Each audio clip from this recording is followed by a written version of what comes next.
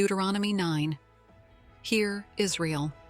You are now about to cross the Jordan to go in and dispossess nations greater and stronger than you, with large cities that have walls up to the sky. The people are strong and tall, Anakites. You know about them and have heard it said, "Who can stand up against the Anakites?" But be assured today that the Lord your God is the one who goes across ahead of you like a devouring fire. He will destroy them, he will subdue them before you. And you will drive them out and annihilate them quickly, as the Lord has promised you.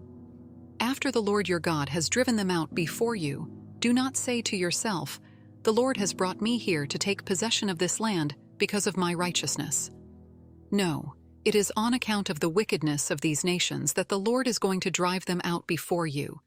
It is not because of your righteousness or your integrity that you are going in to take possession of their land. But on account of the wickedness of these nations, the Lord your God will drive them out before you, to accomplish what he swore to your fathers, to Abraham, Isaac, and Jacob. Understand then that it is not because of your righteousness that the Lord your God is giving you this good land to possess, for you are a stiff-necked people. Remember this, and never forget how you aroused the anger of the Lord your God in the wilderness. From the day you left Egypt until you arrived here, you have been rebellious against the Lord. At Horeb, you aroused the Lord's wrath so that he was angry enough to destroy you.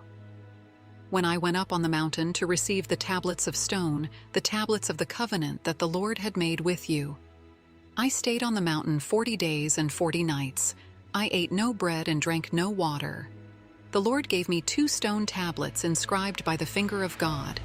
On them were all the commandments the Lord proclaimed to you on the mountain out of the fire, on the day of the assembly. At the end of the 40 days and 40 nights, the Lord gave me the 2 stone tablets, the tablets of the covenant. Then the Lord told me, "Go down from here at once, because your people whom you brought out of Egypt have become corrupt. They have turned away quickly from what I commanded them and have made an idol for themselves." And the Lord said to me, "I have seen this people, and they are a stiff-necked people indeed. Let me alone, so that I may destroy them and blot out their name from under heaven. And I will make you into a nation stronger and more numerous than they." So I turned and went down from the mountain while it was ablaze with fire, and the 2 tablets of the covenant were in my hands. When I looked, I saw that you had sinned against the Lord your God. You had made for yourselves an idol cast in the shape of a calf. You had turned aside quickly from the way that the Lord had commanded you.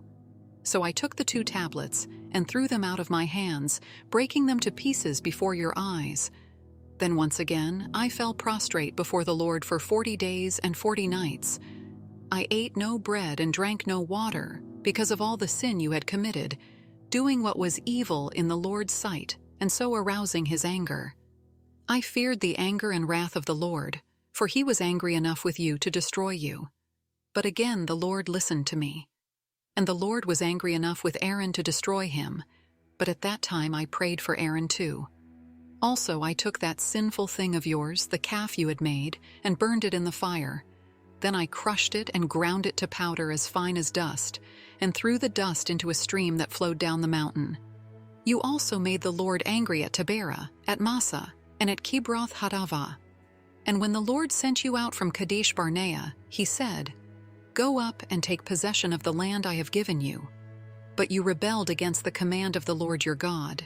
You did not trust him or obey him.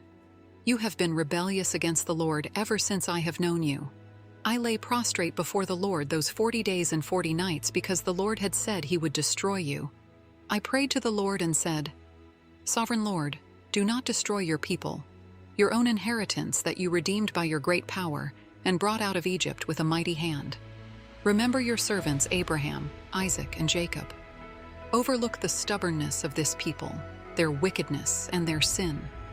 Otherwise, the country from which you brought us will say, 'Because the Lord was not able to take them into the land he had promised them, and because he hated them, he brought them out to put them to death in the wilderness.' But they are your people, your inheritance that you brought out by your great power and your outstretched arm.